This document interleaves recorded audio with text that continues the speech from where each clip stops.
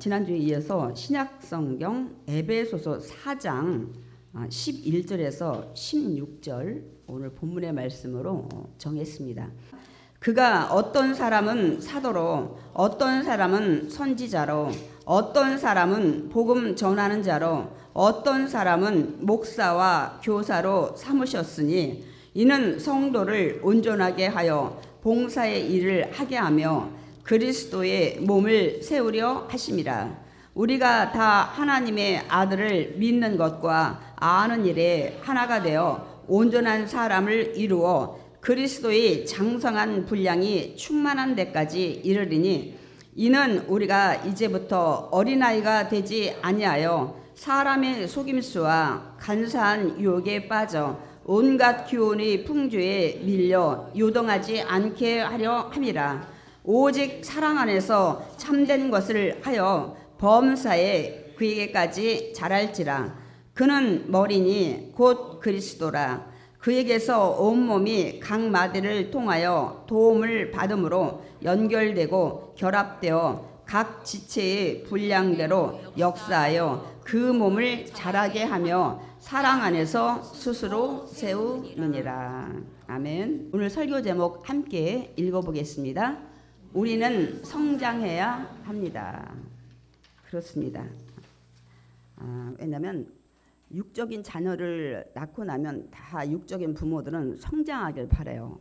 이번에 애가 뭐 엄마 소리했다, 아빠 소리했다, 뭐 웃었다, 뭐 이런 것들 막 굉장히 기뻐하고 자랑하고 이렇게 하듯이 자라나야 되고, 또한 이제 봄이 돼서 만물이 소생하는 계절입니다. 제가 아까 예배 전에 좀 옥상에 올라왔는데 상추 씨앗을 뿌려놓는데 상추 새싹들이 돋아나고 미리 심어놨던 것들도 많이 자라고, 또 어제 뭐 싸돈 사이 집에는 모내기를 또 하고 왔다는데, 어쨌든 심은 것들이나 또 땅속에 있던 것들이 솟아나는 이 소생의 기쁨, 저는 사계절 중에 봄을 가장 좋아합니다. 이렇게 만물이 소생할 때 저도 같이 소생하고 싶은 거예요.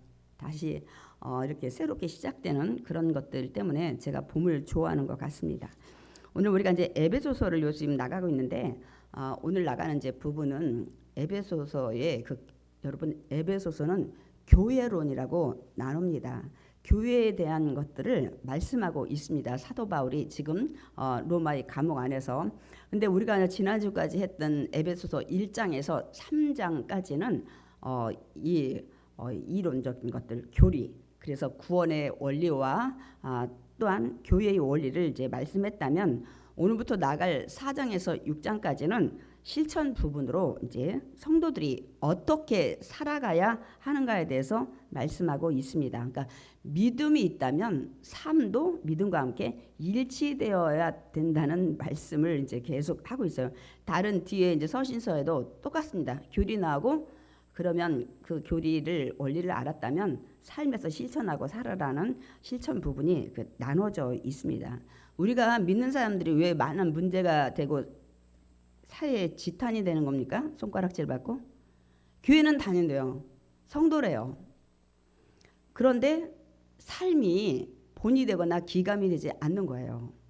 뭐 여러 가지 정당에서도 마찬가지예요. 어디 소속이 돼 있는데 교회에 관련, 오늘 저기 장로님이 기도했듯이 교회 폐쇄법이라든지 포괄적 차별금지법 이런 것들을 이 발의를 하고 상정을 하는데, 왜 거기에 많이 교회 다닌다고 저희가 알고 있는 분들은 왜 그걸 저지를 안 하는지 제가 참 의문이 많이 듭니다. 정말 교인일까? 그러면 자기가 속한 정당에서 그런 걸 발의한다면 그건 막아야 돼요. 하나님이 원치 않는 것들을 행하고 있기 때문입니다. 그러니까 이게 뭐냐면, 믿음을 가져 교회는 다닌다고 성도라고 하는데 실천 부분이 따라주지 않으니까 분명 예수님은 나가서 어두운 곳에 너희가 빛이 돼서 비춰라. 부패가는 세상에 소금 되어서 썩는 것을 막으라고 분명 말씀했는데, 그 말씀을 우리가 지키지 않는 부분이죠. 이런 것들 때문에 TV 매스컴에도 교회 뭐 보면 막 집사하고 뭐 성도고 막 이런 것들 교패도 보이고 막 이렇게 했는데, 사기쳤네, 무슨 뭐 우리가 입에 담지 못할 일들을 했네 할 때 또 기자들은 또 그런 거를 더 주안점을 두고 촬영해 오잖아요. 얼굴이 좀 뜨거워지죠. 그런 것들이 세상에 많기 때문에 예수를 믿는 자들이 이렇게 손가락질을 받고 지탄을 많이 받고 있는 것입니다. 그래서 오늘 이제 그런 말씀들을 이제 계속 우리가 이제 4장, 5장, 6장 또 다른 이제 이 서신서에서도 얘기를 할 겁니다. 우리 모두는 하나님이 선택하여 부르신 자들입니다. 아멘. 믿으십니까? 하나님이 선택하셨어요. 70억 넘는 80억 가까워지는 모든 인구 중에 내가 너를 지명하여 불렀나니 너는 내 것이라. 분명 말씀하셨습니다. 우리가 하나님 자녀 되고 싶다 해서 자녀가 되는 게 아니에요. 하나님 우리에게 성령의 그런 마음, 믿음을 주셔서 예수님을 나의 구원자로 믿는 그 십자가에 죽으시고 부활하심을 믿는 믿음을 줬기 때문에 오늘 우리가 이 자리에 와서 앉아 있는 것입니다. 그러므로 하나님이 부르셨기 때문에 하나님의 부르심에 합당하게 우리가 살아야 합니다. 그러려면 먼저 우리가 이제 예수 안에서 새롭게 변화되어야 돼요. 예수 믿기 전에는 죄의 성품을 가졌잖아요. 아담의 원죄로 말미암아 늘 죄 짓는 생각, 이생의 자랑, 정욕의 자랑, 안목의 자랑 이런 것들을 위해서 우리가 늘 달려가는 데에다가 주안점을 주고 거기에 목적을 두고 우리가 막 달려가고 애쓰고 힘쓰는 것들을 많이 볼 수 있습니다. 그렇게 하나님이 원치 않는 삶을 살지 않으려면 먼저 우리가 변화해야 돼요. 그래서 우리가 너무 잘 아는 말씀을 그래도 제가 다시 한번 좀 준비했습니다. 고린도후서 5장 17절 우리 함께 읽어보겠습니다. 그런즉 누구든지 그리스도 안에 있으면 새로운 피조물이라. 이전 것은 지나갔으니 보라 새 것이 되었도다. 내가 예수 믿기 전에는 거짓말도 잘하고 여러 가지 많이 그릇된 것들이 있었지만 이제는 예수님 안에 내가 예수님 안에 예수님이 내 안에 계신 이후부터는 하나님이 원치 않는 삶에서 우리가 벗어나야 돼요. 우리가 완전히 벗어날 수는 없어요. 완전히 온전한 사람이 될 수는 없지만 성경은 분명히 온전한 사람이 되라고 분명 말씀하고 있는데 우리의 의지와 노력으로는 안 돼요. 성령님이 도와주셔야만 됩니다.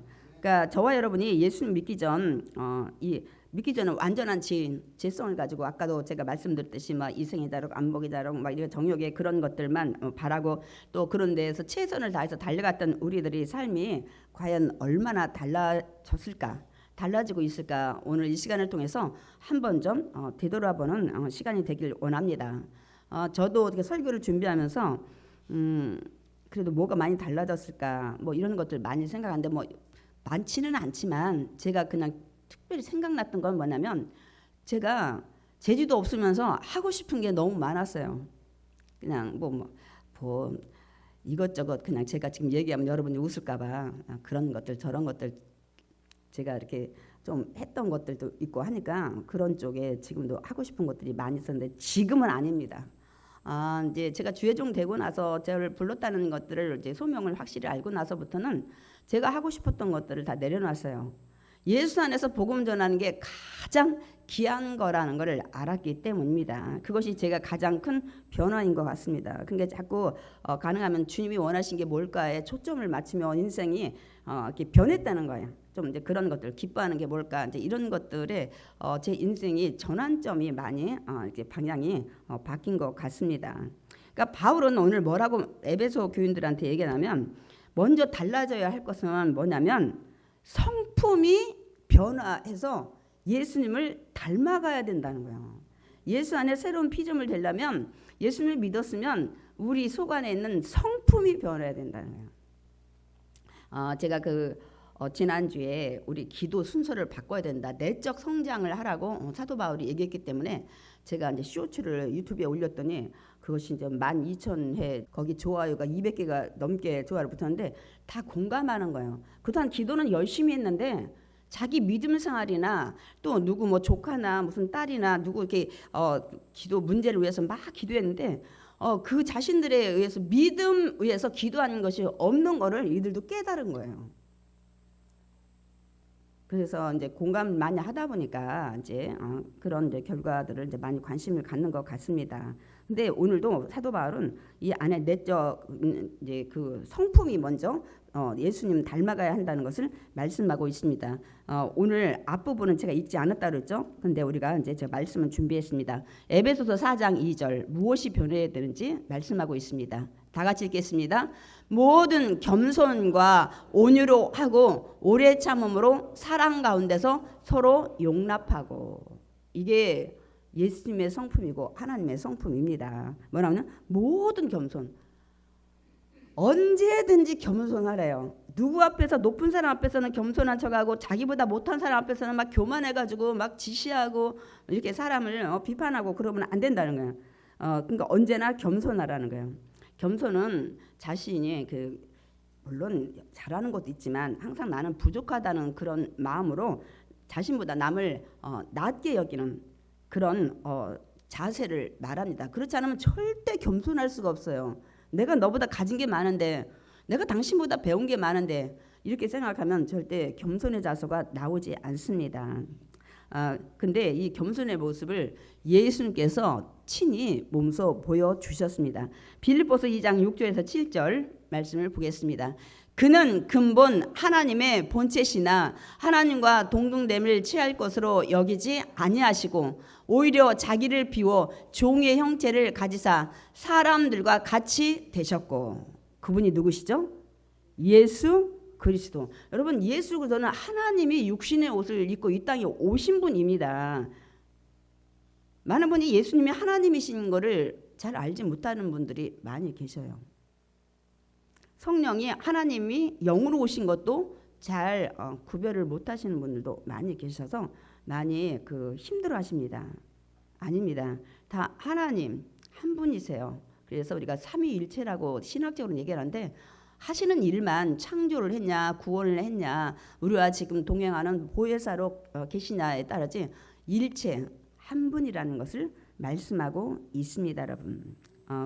이렇게 그가 근본 하나님의 본체죠. 하나님의 본체인데 이 땅에 인간이 되셔서 지극히 높은 곳을 뒤로 하시고 낮고 천한 이 땅, 인간이 죄를 많이 짓는 시기, 질투, 미움 이런 것들을 많이 하는 이 땅에 오신 분으로서 당신의 모든 걸 가지셨고 할 수 있지만, 전지하시고 전능하시지만 그거를 내려놓고 이 땅에 오셨다는 거예요. 그것도 누구를 구원하기 위해서?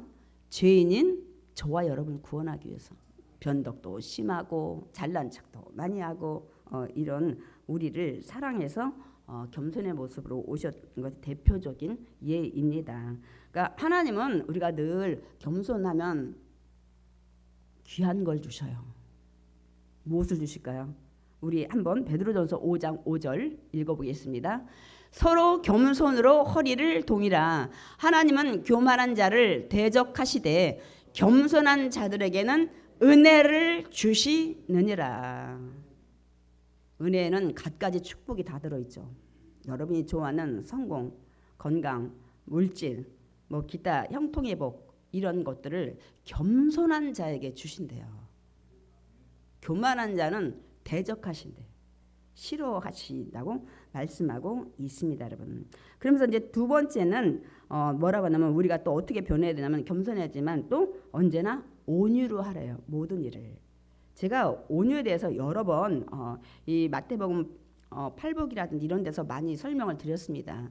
거친 말을 데려다가 훈련시켜서 주인의 말을 잘 듣게 하는 이런 것들의 그 온유의 깊은 뜻이 담겨 있습니다. 그러니까 온유란 자기들도 생각을 가지고 있어요. 마음도 있어.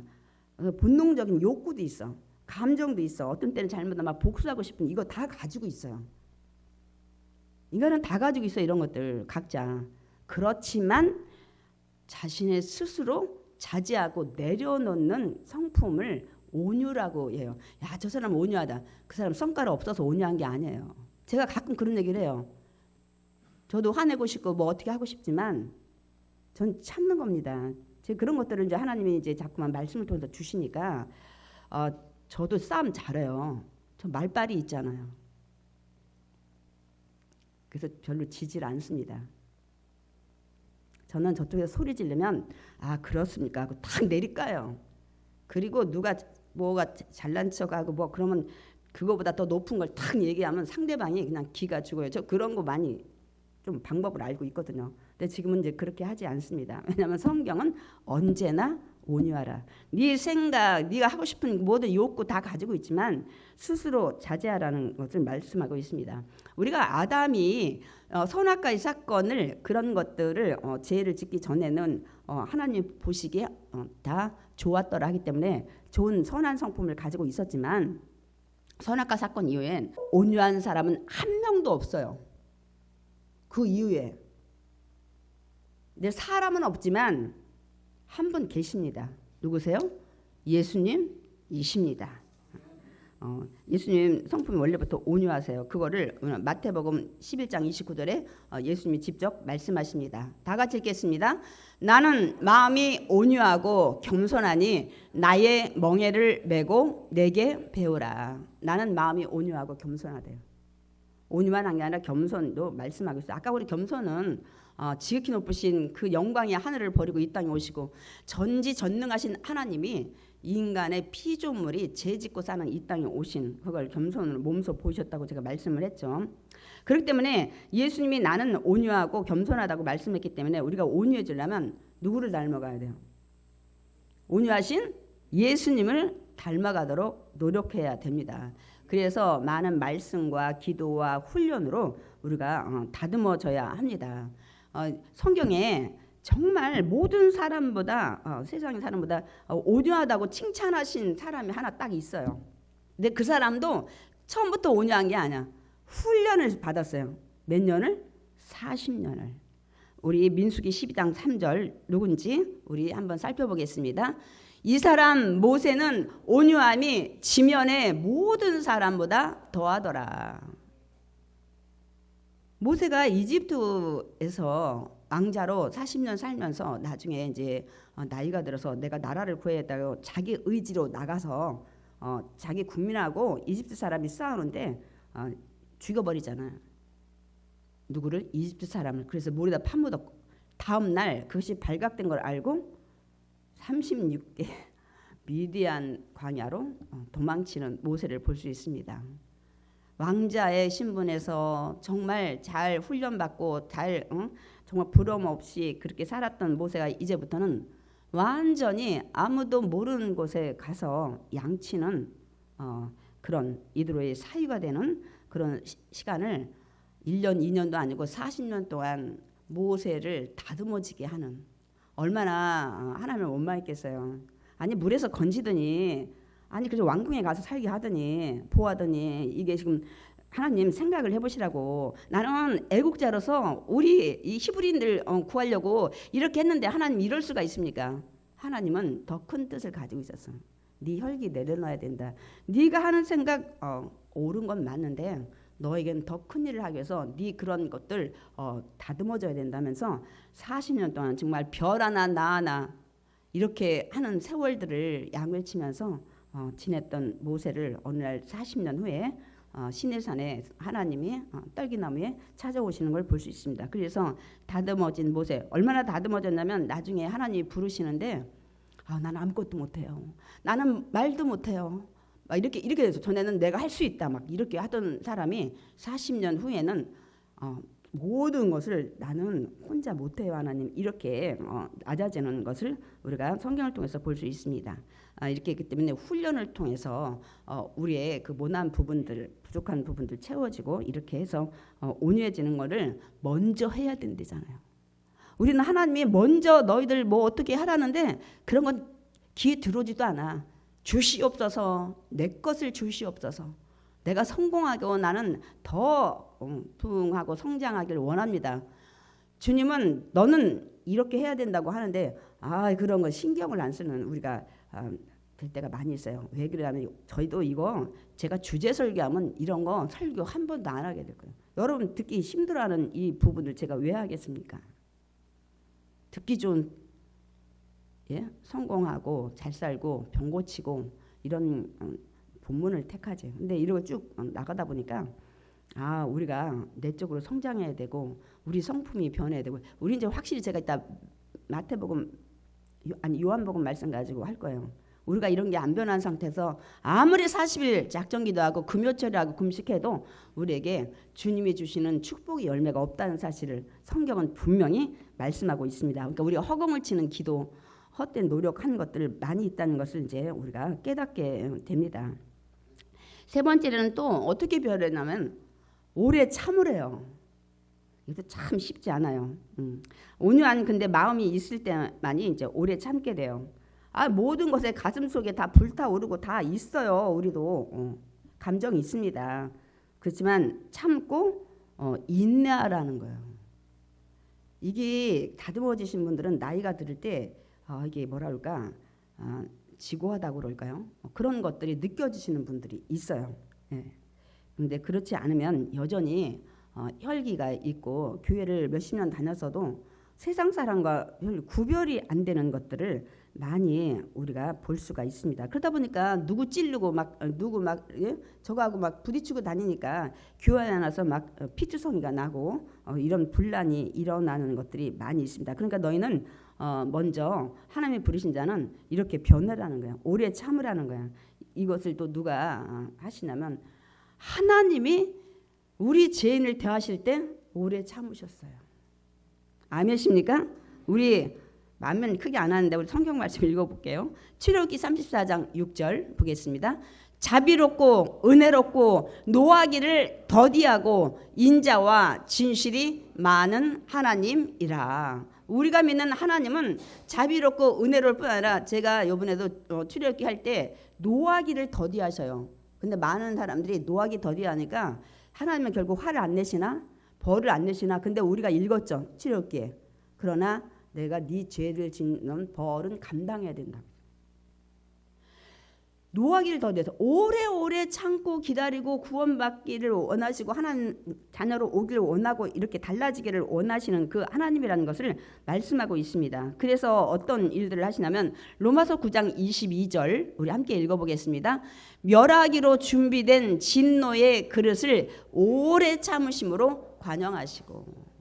우리가 출애굽기를 볼 때 참 이스라엘 백성들이 수많은 은혜를 주셨어요. 홍해를 가르시고 만나와 메추라기에다 반석에서 물나게 하시고 구름기둥 불기둥으로 그렇게 인도하시는데도 불구하고 또 길이 불편하니 먹을 것이 더 애굽에서 먹던 걸 다 못 먹느니 이렇게 원망 불평할 때 하나님이 모세야 다 죽여야 되겠다.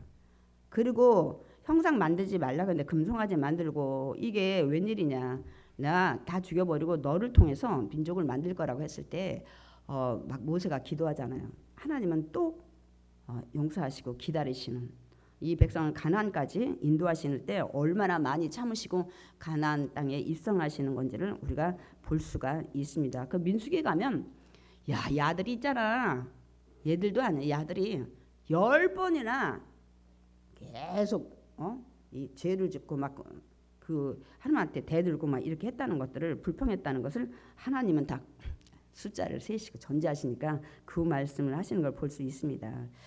그렇기 때문에 정말 우리가 불순종하고 우리 죄질 때 많잖아요. 그러면 구약 같으면 단번에 쳐 죽여야 되는데 지금은 은혜의 시대랑 참고 기다리고. 왜냐하면 은혜의 시대 주님이 이제 재림할 때까지 그 시간에 구원 받아서 천국에 인도하기 위해서 지금 주신 시간을 우리가 은혜의 시간이에요. 그래서 단번에 심판하지 않아요. 회개하고 돌아오기를 바라시는, 그래서 오래오래 참고 관용하시는 하나님을 알 수가 있습니다. 그럼에도 불구하고 이 죄 많은 우리를 위해서 이 땅에 오실 뿐만 아니라 십자가에 죽으시고 부활하시는 그것을 우리에게 보여주십니다. 네 번째는 또 어떻게 먼저 예수 그리스도 안에 있는 사람들은 변해야 되냐면, 이것도 진짜 힘들어요.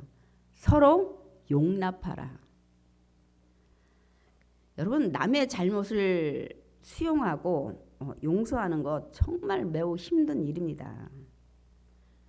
근데 우리가 주님의 사랑을 깨닫게 되면 이것도 힘들지만 할 수 있어요. 그러니까 우리가 남을 용서하고 용납할 수 있는 유일한 그 방법, 수단, 길은 딱 하나, 그리스도의 사랑, 하나님의 사랑을 깨닫게 되면 정말 여기서 불이 나지만 우리가 용서할 수 있게 됩니다. 그게 뭐예요? 예수님이 말씀하신 1만 달란트의 비유입니다.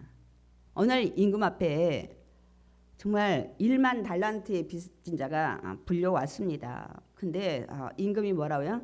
네 몸, 네 아내, 네 자녀, 네 소유 다 갖다 갚아라. 막 그러니까 막 싹싹 비는 거예요. 한 번만 용서해 주시옵소서. 막 용서해 주시옵소서. 막 이렇게 하니까 임금이 다 용서를 해줬어요. 그리고 풀어줬어요. 그랬는데 이 사람이 가다가 동료 한 사람을 만났는데 100데나리온 빚진 자를 만나가지고 너 그 빚 갚으라고 막 그러니까 용서해줘 친구야. 내가 조금만 기다리면 갚을게. 뭐야?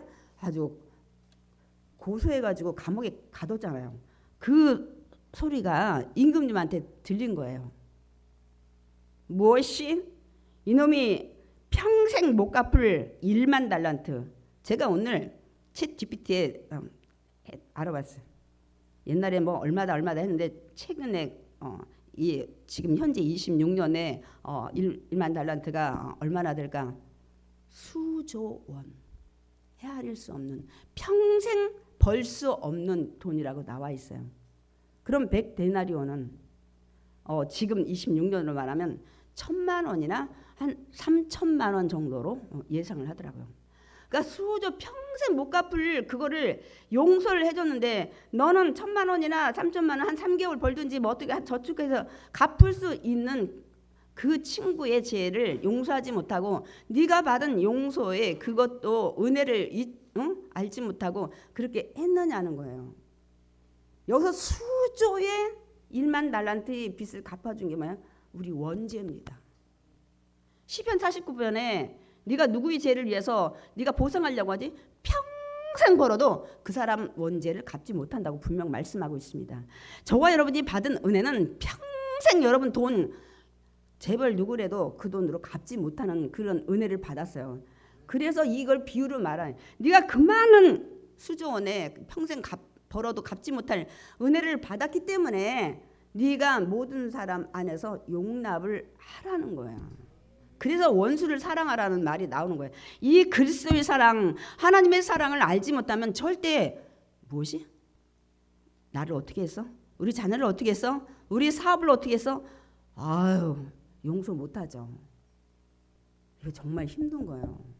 근데 예수님이 분명 말씀하셨어요. 그거 생각하고 네가 받은 은혜 생각하고 그렇게 힘들게 기도하면서 그 마음을 성령한테 의지하고 맡기고, 그리고 분명 말씀하시잖아요. 원수 갚는 거를 내게 맡기라고 하나님께서. 그리고 너를 박해하거나 핍박해도 기도하라 해요. 우리 말씀 많이 했는데 그거 듣지도 않아요. 들리지 않아. 근데 구약 시대 때는 동해 보복법으로 이스라엘을 다스리기 위해서 어떻게 했어요? 이 찔러서 그럼 너도 이 찔러. 눈 찔러서 너도 눈 폭 찔러. 그렇게 하는 동해 보복법. 똑같이 나 손 잘라서 저 사람 손 잘라. 이렇게 해서 정말 두려워서 못하게 내가 저 사람 해쳤다가는 그거를 똑같은 벌을 받는 이거를 할 때도 있었어요, 하나님이. 그러나 그 이후에 십자가에 죽으시고 나서는 이 은혜와 사랑, 왜냐하면 그 죄를 갚기 위해서 십자가에 당신의 하나님이 죽으신 거예요, 여러분.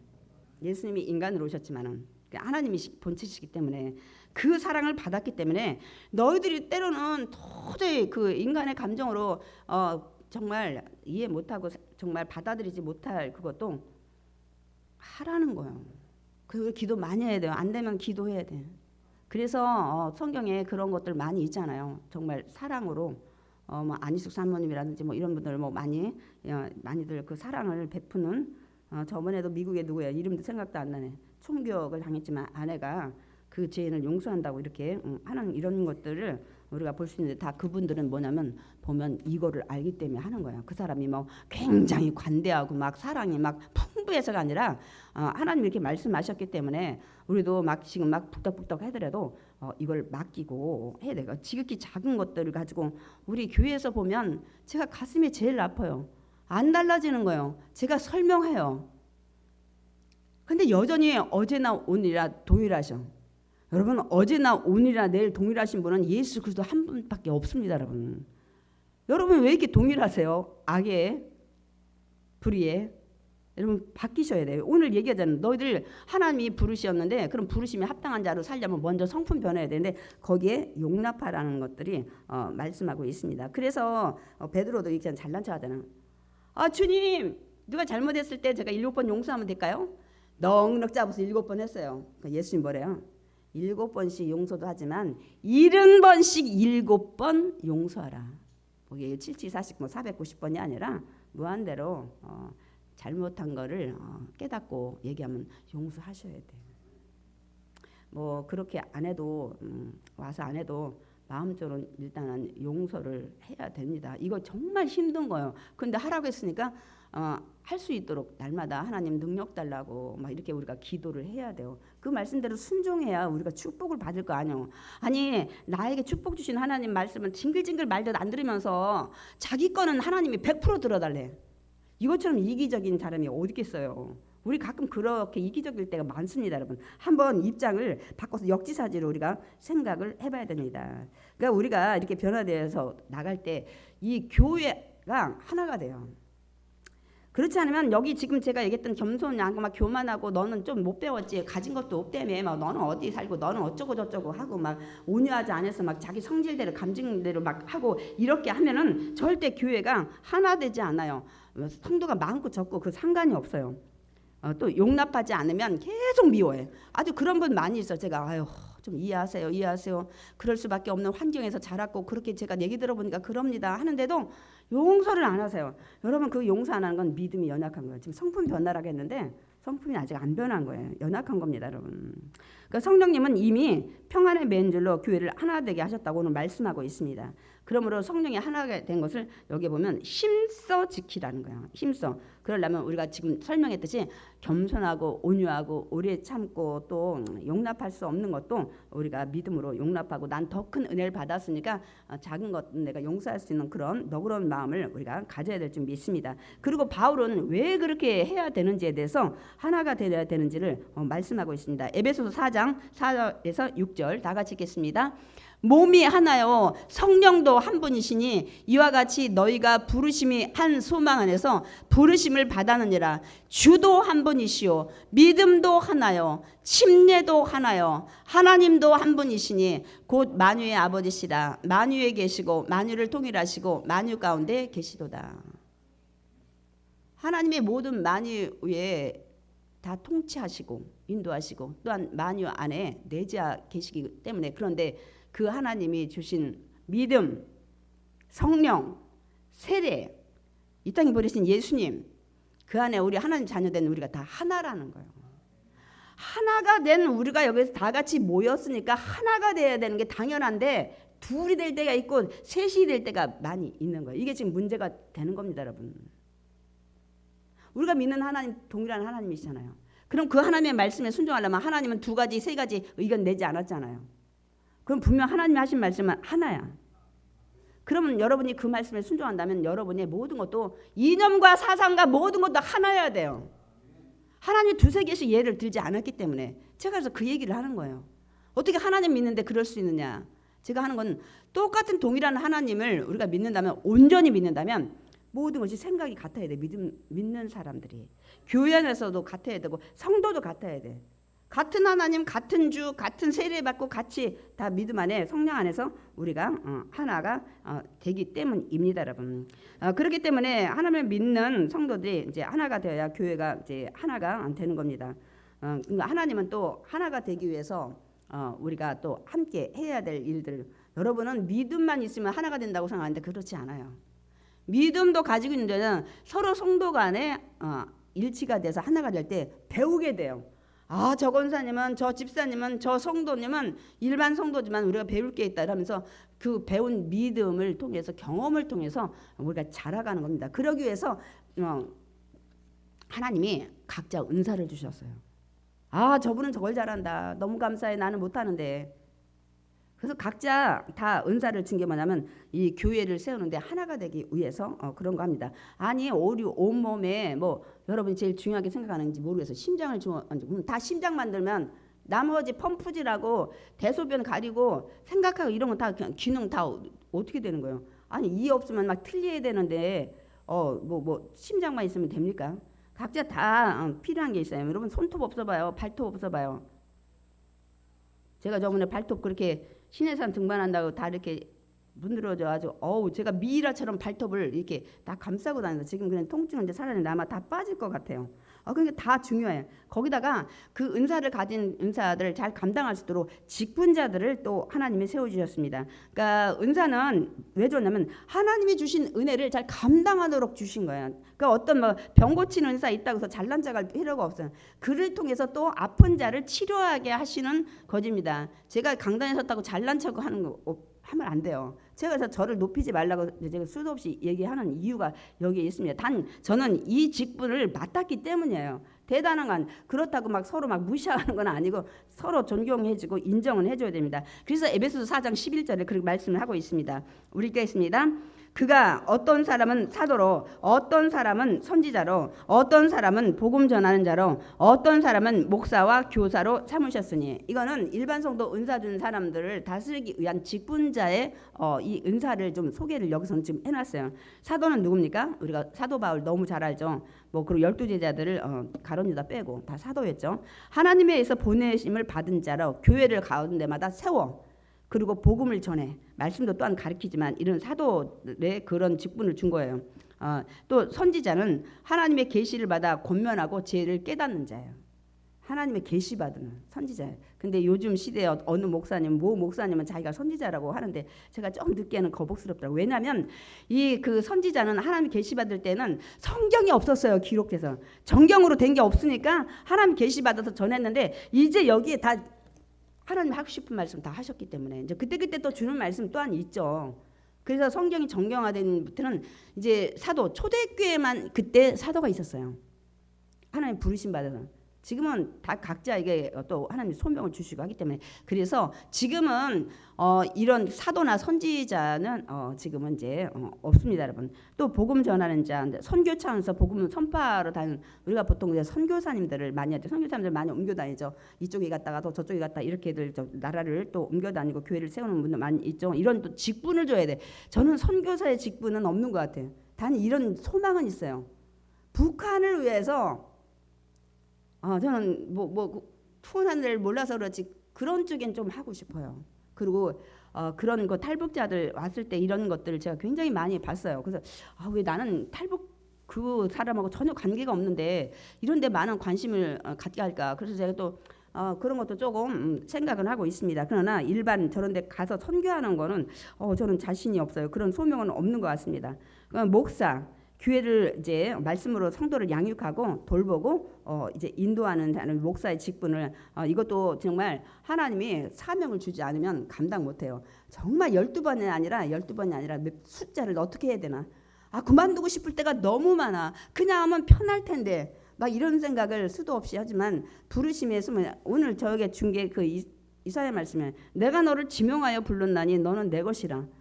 저는 그 말씀이 있는지도 몰라서 교회 다닌 지 몇 개월 안 됐을 때 주셨기 때문에 그래서 제가 그런 말씀을 통해서 사명을 받았나 보다 이렇게 하고, 제가 어떤 때는 하나님이 그만두시라 그런 여러 가지 여건과 상황이 되면 저는 아주 단호히 그만둘 겁니다. 할 것도 많고 하고 싶은 것도 많기 때문에. 그러나 아직 그런 어떤 것들을 주시지 않았기 때문에 때로 힘들고 어렵지만은 주님을 위해서 달려가는 겁니다. 또한 교사라는 직분도 이것도 하나님이, 우리가 교사를 좀 우습게 아는데 그렇지 않아요. 말씀을 가르치는 자인데 보통 어린 생명 교회학교를 맡기는 것도 이거 교사의 직분입니다. 그러니까 교회 안에서 이렇게 다양한 직분을 이제 세우신 목적에 대해서 오늘 사도 바울이 얘기하고 있습니다. 첫 번째, 성도를 온전하게 하는. 그러니까 우리가 막 완전하다, 막 이게 막 퍼펙트하다 이런 뜻이 아니고 뭐냐면 말씀을 가르쳐서 준비시켜서 훈련시켜 가지고 뭘 하게 되면, 두 번째, 봉사 일을 하기 위해서요. 근데 많은 분들이 봉사를 막 하는데 이렇게 세상에서 봉사했던 그 마음으로 봉사했다가는 시험 드는 사람 많아요. 여기는 왜 그래? 그런 사람 중에 우리도 몇 명 있었어요. 주님의 은혜가 너무 감사해서 내가 갚을 길이 없으니 이거라도 내가 감당해야 되겠다. 제가 이제 좀 이따 그 얘기를 할 거예요. 이런 마음으로 하시는 사람은 누가 뭐라 해도 저분이 그렇게 해도 나는 내가 주님의 은혜에 감사해서 하니까 견디는데, 그런 믿음으로 봉사를 시작 안 하신 분은 교회라고 제가 먼저 그 일을 했다고 아이고 이렇게 하면서 시험 들고 막 이렇게 하는 게 많아요. 그래서 봉사일 하기 전에는 뭐라고요? 온전한 믿음을 먼저 가지고 해야 됩니다, 여러분.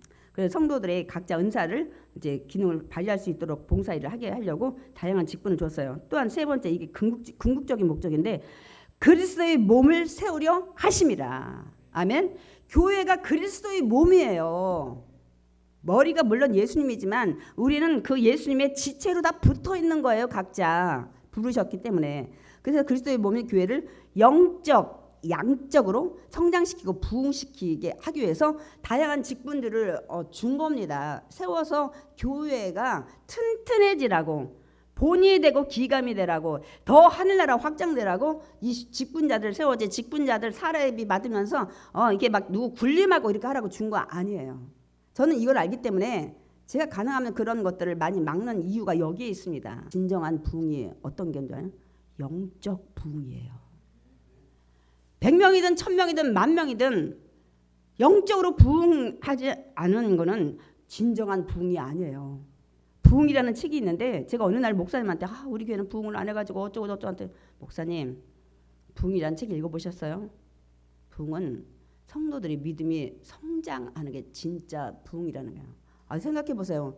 그러면 예수님은 더 많이 해놓고 가야 돼. 1000명, 10,000명을 12명 해놓고 와서 그것도 또 배신한 자가 있어요. 믿음으로 튼튼히 세워놓는 이것이 양적 부흥도 중요하지만 영적 부흥이 더 중요하다는 사실 우리가 알아야 됩니다. 그래서 교회 안에 다양한 직분으로 봉사일을 하게 돼서 교회의 몸을 세우려 하는 건데, 교회는 그러니까 특정한 사람만 봉사하는 곳이 아니에요. 어떤 사람은 나는 아무것도 안 해, 나는 막 이러는데 아니에요. 모든 성도가 함께 세워가야 돼요. 여러분이 예수님 머리를 다 두고 계시고 거기에 지체잖아요. 여러분이 할 수 있는 거, 웃는 것도 있고 위로하는 것도 있고 권면하는 것도 있고 뭐 청소하는 것도 있고 뭐 설거지도 있고 얼마나 많아요. 꼭 뭐 대단한 무슨 은사가 있어야 되는 게 아니라 그것도 다 은사입니다, 여러분. 그러니까 하나님 우리가 온전한 사람입니다. 그리스도의 장성한 분량까지 이르기를 원하십니다, 여러분. 아까도 말씀했죠. 육신의 자녀 태어났는데 성장이 멈췄어. 그런 병이 있죠. 부모 마음이 얼마나 가슴이 아프겠습니까? 영적인 자녀를 세우셨는데 영적인 자녀 역시 10년, 20년, 30년 됐는데 영적으로 성숙해지지 않는 그 하나님 아버지의 마음이나 육신의 아버지 마음이 똑같아요. 얼마나 아프시겠어요? 똑같아, 동일해, 앉아요. 우리 육적으로 그러죠. 철이 들어야 된다고. 그리고 쟤는 철이 많이 들었다고. 왜냐하면 우리가 육신으로 20대 초반까지 막 자라지만은 철이 그 안에 이렇게 보면 우리가 어른들처럼 하늘 때 우리 참 철이 일찍 들었다고 얘기하는데 철이 든 게 뭐예요? 언제가 제가 설명했어요. 철 들었다. 뭐냐면 철 따라 시기 따라 열매 맺을 때 꽃 필 때 뭐 할 때 그거를 잘 알고 하는 게 철 들었다는 거예요. 이때는 뭐 해야 될 때 할 때 그거를 적기에 잘 할 수 있는, 쟤는 아직도 어른도 아닌데 꼭 어른같이 행동 안 해. 철이 일찍 들었구만. 영적으로도 철이 들어서 우리가 온유할 때는 온유하고 감쌀 때는 감싸고 겸손할 때 겸손하고 용납할 때 용납하고 오래 참고 또 기도할 때 기도하고 이렇게 해야 하나님이 기뻐하시는데 이게 하나도 없다? 부모가 자녀가 안 자라는 것 같은 가슴 아픔을 주님이 하고 계셔. 그러니까 오늘 여기서 영적으로 그리스도의 분량까지, 장성한 분량까지 우리가 거기까지 100%는 할 수는 없어요. 그러나 노력하면서 우리가 나가야 되는 줄 믿습니다. 자녀도 최선을 다할 때 우리는 기쁜데 노력조차도 안 하면은 우리는 가슴이 아프면서 자라지 않아요. 저희도 자녀를 키우지만 나이에 걸맞지 않으니까 너무 가슴이 아파요. 매일 기도 제목이야. 그 나이 때 그 인격과 모든 걸 가지고 해야 되는데 못하니까 가슴이 아프고 제 기도 제목입니다.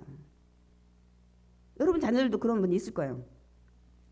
근데 하나님 아버지 똑같은 마음이에요. 여러분 영적으로 성장 안 한다면 성장해야 돼요. 성경에 굉장히 성장하라는 얘기 많이 하고 있습니다. 오늘 에베소서 4장 13절 읽겠습니다. 우리가 다 하나님의 아들을 믿는 것과 아는 일에 하나가 되어 온전한 사람을 이루어 그리스도의 장성한 분량이 충만한 데까지 이르리니. 거기까지 자라야 되잖아요. 우리가 100% 거기까지 자라지 못하지만은 거기까지 자라려고 애쓰고 노력하는. 제가 항상 비유를 얘기하잖아요. 아니 큰아들 작은아들이 있는데 큰아들은 막 잘 살아. 그래서 명절날 50만 원 가져와서 작은아들 사업에 부도나서 내가 도와주고 싶은 그런 마음인데 30만 원 가져와서 그 부모 마음이 기쁘기보다는 사실 50만 원 받은 그 큰아들이 준 돈 작은 아들한테 집어주고 싶은 것 같아요. 최선을 다하는 그 아들은 지금 30만 원 안 가져도 되는데 이런 마음이에요. 최선을 다하면 되는 거예요. 금액이 중요한 게 아니에요. 내가 할 수 있는 능력과 은사 그 안에 최선을 다할 때 우리는 굉장히 기뻐하고 더 막 사랑하고 뭐 주고 싶은 거예요. 하나님 역시 마찬가지예요. 그러니까 예수님이 우리가 다 제자 되기를 원해요. 예수님 제자는 예수님을 믿고 예수님을 닮아가는 자도 있지만 예수님을 닮고 예수님을 따라가는 자요. 말씀에 순종하면서 닮아가는 자입니다, 여러분. 그래서 우리가 누굴 닮아가야 된다고요? 우리가 이런 온전한 성품을 하려면 예수님을 닮아가야 되는데, 제가 정말 젊은 엄마들 있으면 얘기할 거예요. 위인전 이기려고 그냥 거실에 보면 위인전 세트로 사놔서 막 몇백만 원어치. 그러고 전에 성경을 더 많이 읽으셔야 돼. 거기에 온유, 겸손 이런 거 별로 없어요. 세상에서 성공하고 유명해지는 거가 많이 나오는데 성경을 많이 읽으셔야 돼. 어린 자녀 있는 분들이나 손주들한테 그거 많이 여러분도 자녀들한테 가르쳐야 됩니다. 성경을 더 많이 읽히고 그 다음에 위인전 읽혀서 그들이 어떻게 자라났는지 그 예로 그걸 봐야 되는데 지금 우리 거꾸로 하고 있어요. 수십 건들 사 세트로 다. 그거 읽혀야 돼. 그건 아닙니다, 여러분. 우리는 확실히 해야 할 점이 있습니다. 이렇게 성장해야만 어떻게 하냐면 세상의 어떤 풍파에도 흔들리지 않게 된다고 말씀하고 있습니다. 에베소 4장 14절 읽겠습니다.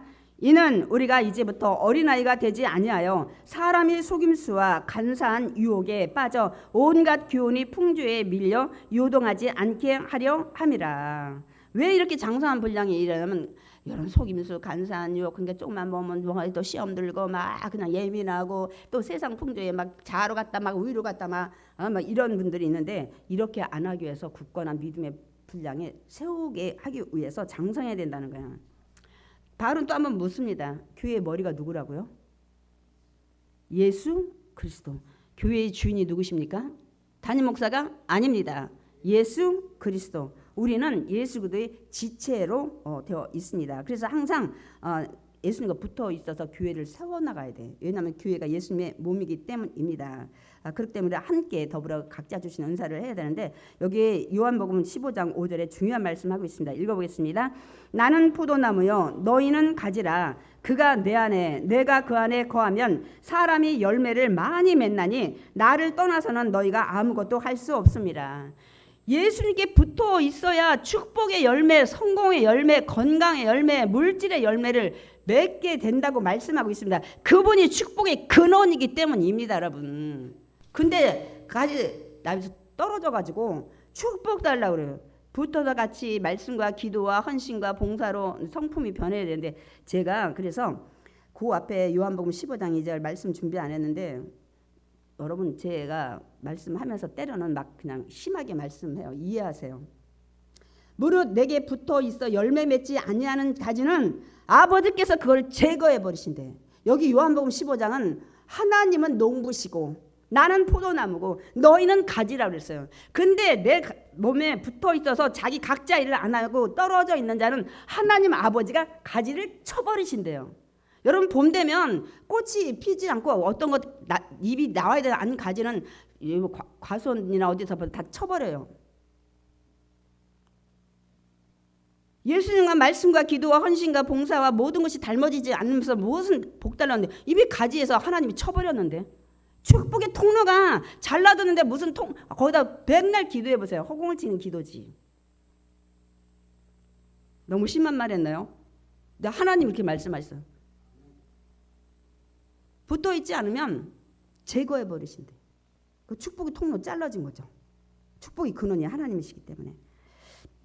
제가 이제 결론을 이제 말씀을 드리겠습니다. 그러니까 늘 여러분이 예수님과 함께 예수님을 닮아가고 예수님 제자 되기를 늘 사모하고 이렇게 우리가 나아갈 때 우리가 이제 성장을 하면서, 우리 성장하는 게 우리는 축복으로 성장하기 원하지만 교회가 그리스도의 몸이 성장하게 됩니다. 오늘 마지막 절 에베소 4장 16절 읽고 마치겠습니다. 그에게서 온몸이 각 마디를 통하여 도움을 받음으로 연결되고 결합되어 각 지체의 분량대로 역사하여 그 몸을 자라게 하며 사랑 안에서 스스로 세우느니라. 그에게서 예수 그리스도에 붙어있는 온몸이 각 마디 지체를 통하여 도움을 받아요. 어떤 은사에게 교회가 세워지려면 식당도 있어야 되고, 어떤 사모님이 올해 김장을 3번 했대. 이제 한 번만 더 하면 김장을 잘할 것 같아요. 아니 사모님 교회에 성도들 많잖아요. 더더군다나 젊은 사람들이. 사모님 왈, 목사님 젊은 사람 많다고 좋아하지 마세요. 자기 집도 김장 안 담아서 교회도 김장하는 거 시키면 다 시험 들어요. 그래서 주일날 식사는 어떻게 하냐? 각자 알아서 뭐 어디서 사오든 뭐 어디서 또 뭐 빌려오든 뭐 조금 해오든지. 제가 너무 놀랐고, 또 한 분 말씀도 사실 그거가 옳은 건지 모르겠지만 그 봉사하는 것들이 힘들어서 주일날 각자 도시락 싸온대. 전 좀 충격받았어요. 그 교회에 손이 없어요, 발이 없어요. 집에서 살림할 거 아니에요. 있을 수가 없는 일이에요.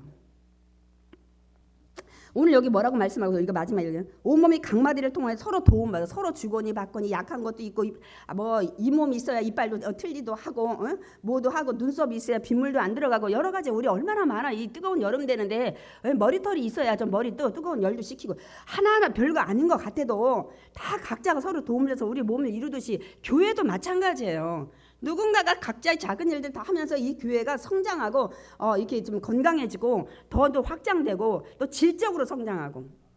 아멘이십니까? 오늘 분명히 그 온몸이 각마디를 통하여 도움을 받고, 그러니까 성도들의 지체 은사를 통해서 연결되고 결합되어 각 지체의 분량대로 은사를 이제 통해서 그 몸을 자라게 한대요. 교회의 몸이 성장하게 한다는 거예요. 교회는 그런 곳입니다. 난 아무것도 못해. 못하긴 뭘 못해. 집에서 걸레질도 다 하면서. 집에서 굶어요? 사람 쓰나요? 다 하잖아요.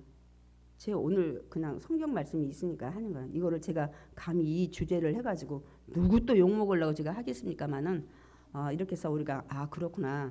교회라는 것은 몇 사람만이 이렇게 움직여서 움직이는 것이 아니라 각 사람 마디마디 연결하고 결합해서 교회를 성장하고, 이렇게 할 때 우리 믿음이 성장하는 그 믿음을 보시고, 너희 믿음을 보고 치료하시고 축복 주시는 그 주님이신 줄 믿습니다. 아멘.